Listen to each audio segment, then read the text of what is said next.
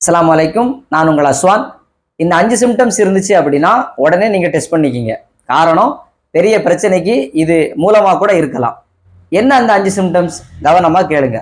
என்ன அப்படின்னா, முதல்ல அதிக சோர்வு.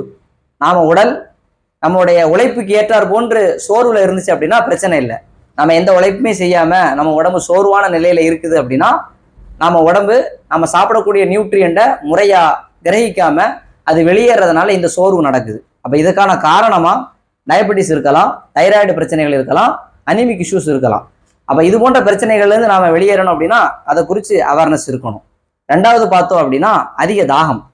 நமக்கு தேவையே இல்லாமல் எப்போதுமே தண்ணி குடிக்கணும் போல ஒரு ஃபீல் இருந்துக்கிட்டே இருக்குது அப்படின்னா முதல்ல நம்ம உடம்புல சுகர்னுடைய அளவை செக் பண்ணிக்கணும்.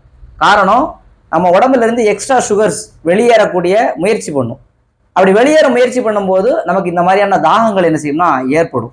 அப்போ அதை நம்ம என்ன செய்யணும், ரெண்டாவது முறையாக செக் பண்ணி பார்க்கணும்.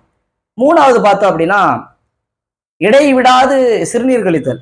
உதாரணத்துக்கு காலையில் நமக்கு சிறுநீர் போகிறது பெரிய பிரச்சனையாக இருக்காது, பெருசாக தெரியாது. ஆனால் இரவு நேரங்களில் 2-3 தடவை நமக்கு யூரின் போகுது அப்படின்னா நம்ம முதல்ல அதை செக் பண்ணணும். நமக்கு டயபெட்டிஸ் இருக்கிறதுக்கான வாய்ப்புகள் அதிகம். அப்போ இது ஒரு வார்னிங் சைனாக இருக்கும். அதனால் இதை இக்னோர் பண்ணாதீங்க.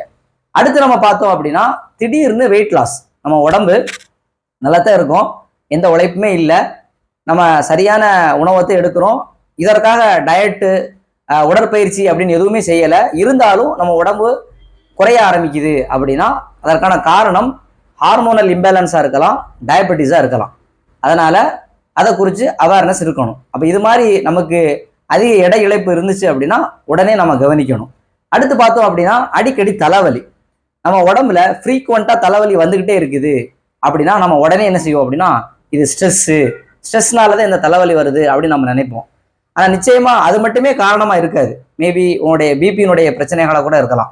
சில நேரங்களில் பிபி அதிகமாக இருந்தாலும் இந்த பிரச்சனைகள் இருக்கும்.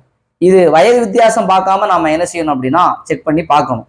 ஏன்னா ஹை பிபியை சொல்லுவாங்க சைலண்ட் கில்லர்னு சொல்லிட்டு. அதனால நம்ம முதல்ல இந்த மாதிரியான அதிகமான தலைவலி, இடைவிடாத தலைவலி இருந்துச்சு அப்படின்னா முதல்ல நம்ம பிபியை மானிட்டர் பண்ண ஆரம்பிச்சிடணும். இதை மாதிரி இந்த 5 சிம்டம்ஸு நம்மளுடைய செல்ஃப் டயக்னோஸ்டிக் பண்ணாமல் நாம் அருகாமையில் இருக்கக்கூடிய மருத்துவர்களையோ இல்லை அருகாமையில் இருக்கக்கூடிய மருத்துவ ஆலோசகர்களையோ நம்ம கண்டு நம்ம அதற்கான முறையான டெஸ்ட், பிளட் டெஸ்ட்டோ, சுகர் டெஸ்ட்டோ, பிபி செக்கப்போ இது போன்ற விஷயங்களை நாம் செஞ்சு இதில் நம்ம டயக்னோஸ் பண்ணிக்கலாம்.